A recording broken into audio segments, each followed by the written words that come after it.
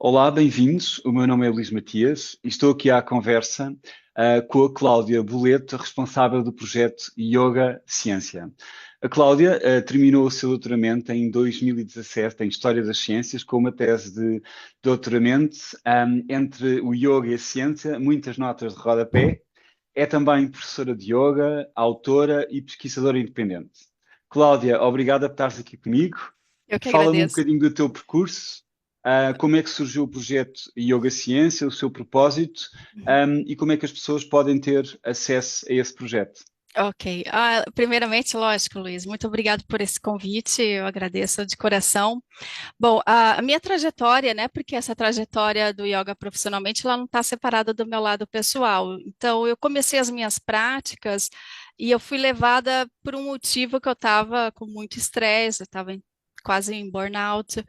E em 2003 eu era muito nova e eu encontrei nas práticas algo que realmente fez sentido para mim, tanto corporalmente, emocionalmente e tudo mais. E aí eu fiquei bastante curiosa, fui fazer uma formação para saber o que que eu estava, né, da onde, o que que eu estava fazendo, da onde que vinha tudo aquilo. E após isso, aos poucos, eu fui colocando o yoga no na minha trajetória acadêmica. Eu já dava aula numa universidade, a minha área de origem, a graduação é turismo, e aí no meu mestrado eu pude falar sobre as viagens à Índia realizadas por professores de yoga. Então, quando eles voltavam dessas viagens, como que eles contavam as histórias, as narrativas, os objetos, os souvenirs, então tudo isso fazendo parte de um imaginário, certo? E após essa dissertação eu consegui publicar, tá disponível até lá no site do Yoga e Ciência, e aí quando eu fui para o doutorado, que essa era a minha intenção final, eu fui para a Universidade Federal do Rio de Janeiro e lá no departamento interdisciplinar sobre histórias da ciência, epistemologia e das técnicas, eu pude ter essa abertura para falar um pouco sobre yoga. Então, no mestrado, ele ficou indireto, né? Ficou ali no pano de fundo. Mas no doutorado deu para amarrar, digamos assim, essa temática, que eu fiquei muito feliz, porque era um departamento muito maduro em termos de aceitar perspectivas não e abordagens não tão usuais dentro eu falo do mundo acadêmico. Pois bem, eu fiz a minha pesquisa, fui para a Índia, fiquei 4 meses fazendo uma pesquisa de campo e tudo mais, e coletando entrevistas, acessando bibliotecas. E aí chega um momento que eu saio desse guarda-chuva de estudante, eu qual fui muito feliz, eu sou muito grata, que eu fui muito grata. Eu saio desse guarda-chuva, então eu já estou ali, né? Eu falo para o mundo, encerrei meu doutorado. Eu falei, e agora? O que que eu vou fazer? Eu volto para a universidade para dar aula? Não era bem o que eu queria. Pois bem, o que é interessante é que o Yoga e Ciência nasceu em Portugal. Ele foi Ah, gestado e ele nasceu em Portugal em janeiro de 2018. Então, fantástico. eu finalizei o meu doutorado em 2017, em maio, e aí eu fiquei nesse período como se fosse um ano sabático, né, para ver o que que eu ia mesmo, o que que eu ia direcionar para a minha vida. E eu comecei, então, a ficar bastante inquieta, porque tudo aquilo que eu estava pesquisando me fascinou demais. E até então, por exemplo, na minha formação, nos meus workshops, eu não tive acesso a essa literatura científica e acadêmica sobre yoga. Uhum. Eu tive isso no doutorado e, enfim, foi por uma conta própria. E aí eu fiquei fascinada, eu falei, meu Deus, as pessoas precisam saber disso. Não que elas não soubessem, mas é que isso não estava, sabe? É como se estivesse numa reserva, algo estanque, não estava ali fluindo com a comunidade do yoga. Aí eu fiz o seguinte, Luiz, porque a ideia do Yoga Ciência ela foi um processo, foi nascendo. Eu peguei um pouco da metodologia científica. Eu falei, bom, eu acho fascinante isso, mas eu não sei se isso tem ressonância com as pessoas, certo? E aí eu fiz um experimento super informal. Eu participo de vários grupos no Facebook sobre yoga e eu comecei a lançar algumas perguntas. E uma dessas Ok. perguntas foi: se as pessoas ali, professores de yoga e tal, se eles utilizavam a literatura científica sobre yoga para ajudar, certo? Enfim, no seu esclarecimento, para conduzir as suas aulas e tudo mais. E aí surgiu uma discussão muito bacana, muito interessante. Muitas pessoas não conheciam, pouquíssimas, eu consigo contar, sabe, assim, nos meus dedos, assim, quem tinha já experienciado se deparar com algum artigo científico. Aí eu vi o interesse das pessoas, falei, então não é só comigo, então com as pessoas também, certo? E aí, desse experimento, eu posso te falar um outro desdobramento que a gente nunca sabe, né? Eu falo, esse experimento, e aí eu coloquei um artigo lá, porque no Facebook você consegue partilhar documentos, Sim. coloquei o link de um artigo falando sobre os efeitos das práticas de yoga sobre a depressão moderada. Um efeito muito, aliás, um estudo muito bacana e tal. E aí, uma das pessoas ficou interessada naquilo, despertou, ela até me adicionou como amiga. Meses depois, Luiz, ela me mandou um e-mail, que ela tinha acessado o site, contando a experiência dela, baseada no, ela é mexicana, ela estava passando por uma situação, ela foi me contando, por um divórcio que a levou a estar Ok. usando um fármaco, né, um medicamento para depressão.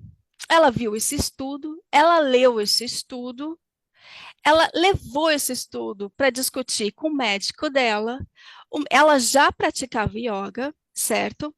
Só que ela não sabia, como uma praticante, que tinha toda essa robustez, certo, da Ok. literatura científica sobre yoga. O médico, então, pegou o estudo, estudou também, e aí, por uma coincidência feliz, ele era praticante da meditação transcendental. Os dois negociaram, aos poucos ele foi ajustando a medicação dela até então para fortalecer ela com as práticas, e aos poucos, então, ela tirou, enfim, né, ele tirou ela da medicação. E ela me contou isso, sabe, Luiz? E eu falei, nossa, isso é muito interessante, né? Porque eu, assim, quando você tem essa munição que é a informação e que você tem essa abertura para discutir com um profissional da saúde, certo? Não como uma anedota, não como né, algo, não, mas ali, com publicação revisada por pares. Então, isso trouxe para ela uma, um, um ponto mais forte para ela, enfim, trabalhar Muito bem. com o médico dela, com o psiquiatra dela.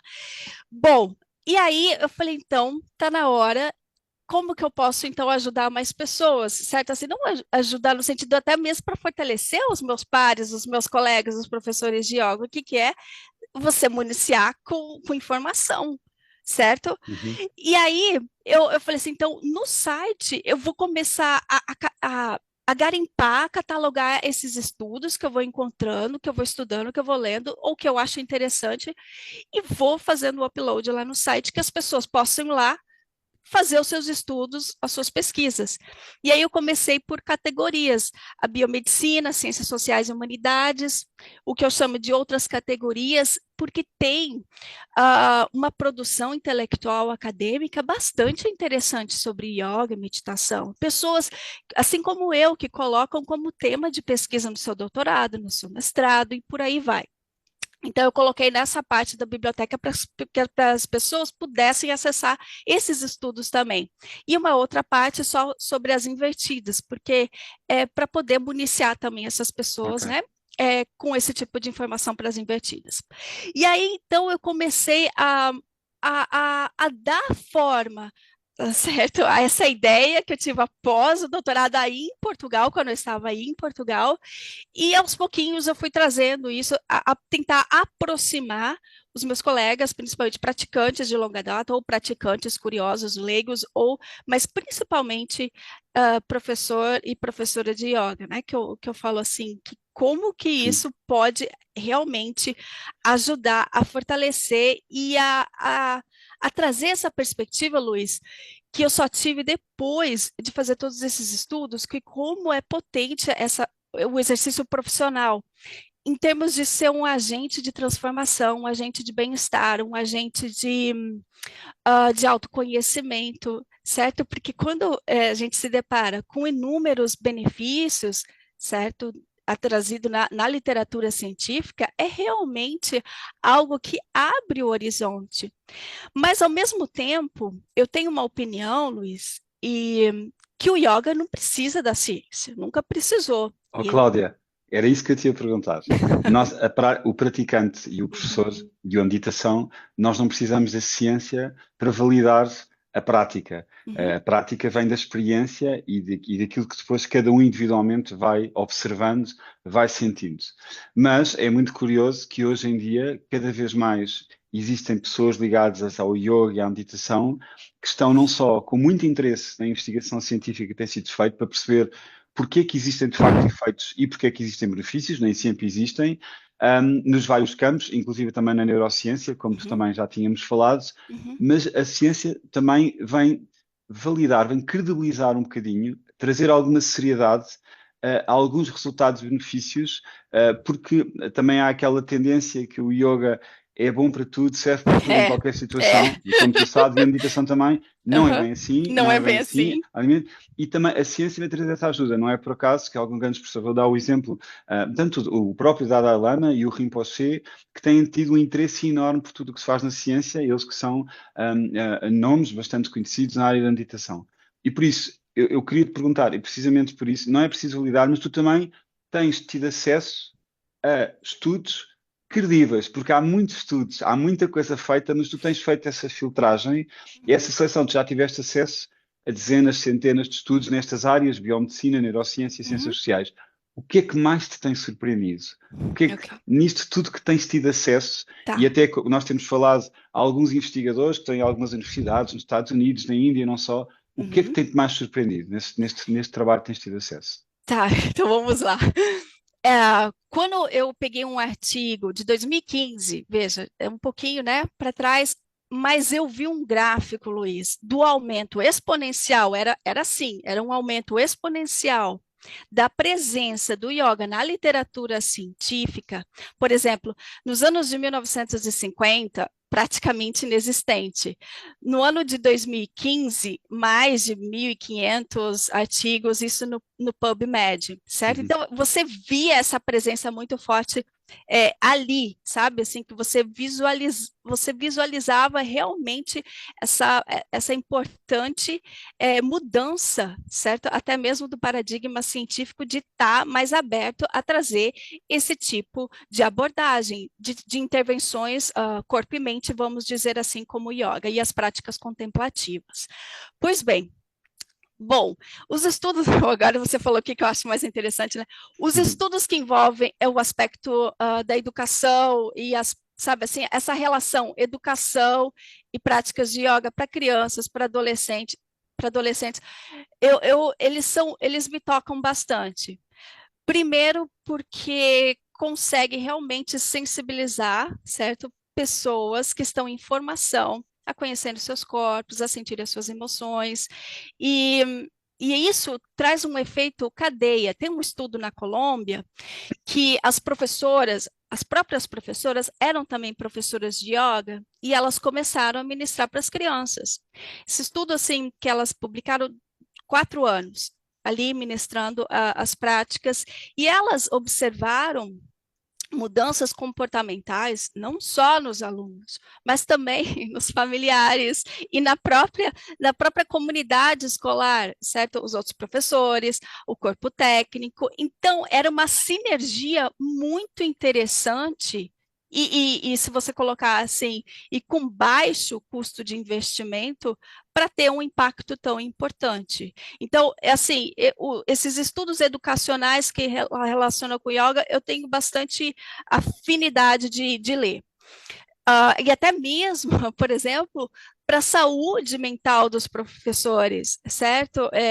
Para eles lidarem com essa ansiedade, enfim, para ter, né, essa coisa, enfim, de lidar com as crianças, lidar com o corpo discente e manejar tudo isso, né? Bom, isso na parte mais das ciências sociais, mas na parte da biomedicina, tem um estudo que eu acho muito interessante, porque eu adoro os estudos de revisão. Eu tenho, assim, Eu gosto porque lá você encontra os estudos que foram revisados, enfim, eu gosto bastante. E Muito esse bem. era um estudo de revisão. E nesse estudo de revisão, com mais de 30 artigos, era sobre a neuroimagem, certo? Da neurobiologia dos impactos das práticas de yoga. Então, eles fizeram toda essa revisão, e dentro desses mais de 30, acho que 35 estudos, um deles de Roterdã, baseado em Roterdã. E esse eu achei interessante também, que eles mencionaram, porque era um estudo de larga escala populacional, o que é uma deficiência para nossos estudos relacionados ao yoga, Exatamente. porque elas... As amostras são muito pequenas, Exato. exatamente. E E sem aí, grupos de controle, às vezes, sim, sim, sim. isso. E aí, o que que acontece? Por exemplo, quando vem outros avaliadores, ou quando eles falam padrão ouro e tal, que querem colocar um padrão sobre os estudos científicos sobre yoga, eles colocam isso como uma deficiência, certo? Então, pois bem, mas nessa revisão, um dos estudos desse de Roterdã tinha mais de 3.500 pessoas, certo? Que Oh, passaram o quê? Por ressonância magnética, tomografia, né? Tudo relacionado à neuroimagem. Então, pensa, no final, digamos assim, as considerações finais desse estudo, falou assim que realmente todos esses estudos revisados, eles conseguiram realmente ter uma substantiva diferença em relação ao aumento da massa cinzenta. Eles conseguiam, por exemplo, isso que era bonito desse estudo, porque eu sei que o estudo científico às vezes pode ser bastante maçante, enfadonho, mas ele também traz, ele instiga e trazia as imagens, por exemplo, das práticas, em quais locais, certo, do cérebro era mais ativado, os circuitos neurais, toda essa morfologia dos impactos da prática. Então, eu acho esse estudo bastante interessante. muito bem. Um outro que eu não estou colocando só os lados positivos, mas esse outro eu acho bastante interessante também. É um estudo japonês que foi avaliar os impactos das práticas de Hatha Yoga durante 8 semanas, a intervenção. O programa tinha dessa duração, com pacientes com esquizofrenia, certo? Ok, E aí, qual foi a conclusão? A conclusão é que nos marcadores de estresse, realmente eles conseguiram identificar uma diminuição. Mas nos marcadores relacionados o próprio desordem, certo? A própria patologia, eles não encontraram nenhuma diferença. E olha que esse era um estudo de controle randomizado. Então, tinha grupo de controle e tinha o grupo que passou pela intervenção do Hatha. Mas aí eles colocaram, Luiz, algumas condições, né, algumas hipóteses. Por quê? Porque todos os praticantes que estavam submetidos ao yoga, eles não pararam com seus fármacos, com as suas medicações. E, ok, potencialmente, isso inibia, certo? Porque a estrutura do córtex frontal para poder absorver as práticas com mais, vou digamos perceber. assim, com mais impacto, percebe? Então, talvez essa interferência medicamentosa não correspondesse a trazer impactos que eles estavam esperando, certo? E mais uma interessante Ok, observação desse estudo, diz isso. que os autores, eles tinham ligações com financiamentos da indústria farmacêutica. Então, Luiz, eu não estou levantando aqui nenhuma bandeira, sabe? Que ó, isso eles não conseguiram encontrar. Não, mas eu só estou salientando que uma das condições que eu acho interessantíssima da presença do yoga na ciência é essa ausência de conflito de interesses, porque não gera patentes, correto? Ah, Exatamente. enfim, então, é porque é uma intervenção de baixo custo, Uhum. né? Comparando. Então, assim, não estou falando que mas eu estou falando que quando a gente estuda, quando a gente lê, a gente tem que ir lá, entendeu? Ver se tem conflito de interesse, analisar também quem estava financiando os estudos e por aí vai. Mas por hora eu acho que eu colocaria Ok. esses estudos. Oh, Cláudia, e também outra coisa que é um estudo que tem os seus resultados, mesmo validados, Na ciência evolui assim, e esse estudo há de ser contestado por outros, há de ser esse trabalho. E às vezes os resultados não são os que estamos à espera. Como o teu caso, se calhar não há benefícios nenhuns, se calhar em Uhum, alguns casos até poderá haver não fazer bem, uhum. e isso é uma coisa que temos cuidado. Outra coisa que eu queria referir é, o teu projeto é yoga e ciência, mas nós já temos falado nisto. Nós dividimos yoga, meditação, É, mindfulness, mas tudo, no fundo, yoga é meditação. E, é. portanto, tudo é uma prática contemplativa. Pode ter uma parte física, no caso do yoga, das posturas, mas pode não ter. E é muito engraçado que esses estudos que tu tens visto, eles são muito abrangentes. Ou seja, mesmo a nível da neurociência, podem ser trabalhados a nível de práticas com posturas ou sem posturas, porque yoga, no fundo, é que a palavra é muito mais abrangente. Ela engloba tudo. É uma postura perante a vida, é uma filosofia prática de vida. Não obrigatoriamente. Yoga é meditação. Nós, quando estamos a fazer yoga, mesmo em asana, há Uhum, um momento de meditação em que estamos a uhum, fazer. E uhum. ia-te perguntar uma última coisa. Pronto, a própria definição de yoga como uma prática contemplativa Aham, remete-nos para a palavra prática. E nós aprendemos, quem está nesta aham. área, que a prática tem que ser sistemática, tem que ser continuada, tem que ser Uhum, diligente. uhum, Nestes estudos científicos que são feitos, os grupos que estão, os participantes dos estudos, obrigatoriamente eles vão ter que praticar, seja durante 4 semanas, 8 semanas, 3 semanas, uma uhum, vez ao dia, 2 vezes ao dia. uhum. A minha pergunta que eu te faço é, ah, esta prática continuada, ela é fundamental para que haja resultados. Mas agora, a partir da ciência, também o que é que a ciência nos diz em relação a isso?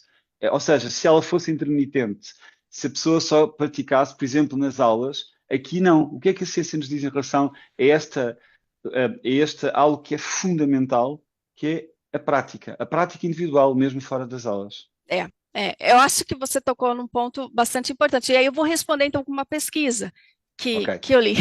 Aliás, essa pesquisa é uma das minhas favoritas. Tá no top 3 assim, de pesquisa que você estuda e você aprende. É da Ok. Universidade de Boston. Então, o que eles encontraram? Uma diferença entre praticantes novatos e praticantes de longa data. Qual essa diferença? Qual foi o marcador para eles encontrarem? No sistema GABA, sabe? Daquele ácido aminobutírico. Enfim, que é um Ok. neurotransmissor principal, ele tem um efeito inibitório. Então, quanto mais né? Ele vai te proporcionar relaxamento, foco, concentração, qualidade de sono. Quanto menos, ansiedade, insônia e por aí vai. Então, eles começaram, pegou esse marcador e começou a identificar. Nos praticantes novatos, Luiz, aqueles que estavam experimentando pela primeira Uhum. vez, eles já encontraram, certo? Um 15%, certo? 15% a mais. Quando chegou nos praticantes de longa data, eles encontraram mais que o dobro. Uau. Então, tipo, quase 34% ou 35%. E isso é bastante significativo para a gente, até aqui nessa conversa, né? Ou seja, esses caminhos neurais, certo? Com essa repetição, a repetição da prática. É isso que cria a plasticidade toda que no nosso, Ex, no nosso cérebro. Porque senão ex, pode haver a ativar algum ponto, mas essa ex, novas ligações neurais acabam por não acontecer. É isso, não é? Ok. Exatamente, exatamente. Então, essa repetição mostrou ali no resultado que sim, houve uma diferença. Então, quanto mais tempo, melhor, né? Não necessariamente 3 horas por dia, não, mas com aquela dose diária é bastante É importante, interessante, é claro. importante. E aí, quando você fala isso, tem um psiquiatra norte-americano que ele falou sobre a pirâmide de aprendizagem, e isso é interessante para nós, professores, porque vejam, lá no topo da pirâmide, 10%, você aprende lendo. Aí vamos lá para metade da pirâmide, 50%, você aprende lendo, né, observando e escutando, certo? Escutando e vendo. Aí, esse número vai lá para 80% quando você faz, quando você vivencia, correto? E aí, Uhum. 95% quando você ensina. No nosso caso, então, por exemplo, ensinar é aprender. No nosso, é praticar é aprender, certo? Sim. Então, eu acho isso muito interessante, aqui para nós, os professores, então, por que que é tão importante que nós mantenhamos as nossas práticas pessoais? Aí você pega esse estudo desse William Glasser e fala, tá, é verdade, porque realmente, nesse processo de transmissão, de ensinar, Sim. aquilo que você efetivamente vivencia, que você faz, você consegue com muito mais facilidade. Ó Cláudio, tu sabes que um dos grandes desafios de um professor é não só manter a sua prática individual, Uhum. mas também fazer com que os seus alunos tenham essa prática individual. É muito mais importante que ir às aulas, ter os professores corrigem de orientações, mas muito mais importante é a prática individual que cada aluno depois consegue, cada praticante consegue manter em casa. E o que me estás a dizer, coincido com isso. Sim, Olha, Cláudia, só obrigada por esta conversa. eu que Toda esta agradeço. informação, eu depois vou colocar, toda esta informação vocês podem encontrar no site Yoga e Ciência, podem Sim. encontrar no Instagram. Uhum. A Cláudia tem imensa informação, o que é extraordinário, ela disponibiliza a informação, muita dela para toda a gente, também alguns cursos. Aliás, eu conheci a Cláudia fazendo um pequeno workshop com Sim, ela e vocês podem ter acesso à informação. Também em sim. breve, sem querer adiantar muito, eu, a Cláudia, também o Tiago Botelhos, que não está aqui, vamos se calhar dar-vos umas novidades muito interessantes, vamos ver, estamos aqui a Tomara, desenvolver qualquer coisa. Mas olha, tomara. Cláudia, muito obrigado a teres vindo aqui ter esta conversa comigo Eu e até breve, agradeço. até breve, até Até breve. breve. E eu convido mesmo as pessoas, vão lá no site, yogasciência.org, vão lá, acessem a biblioteca, façam download, estudem, porque, olha, vale a pena. Vale a Muito bom. pena. Ok. Tá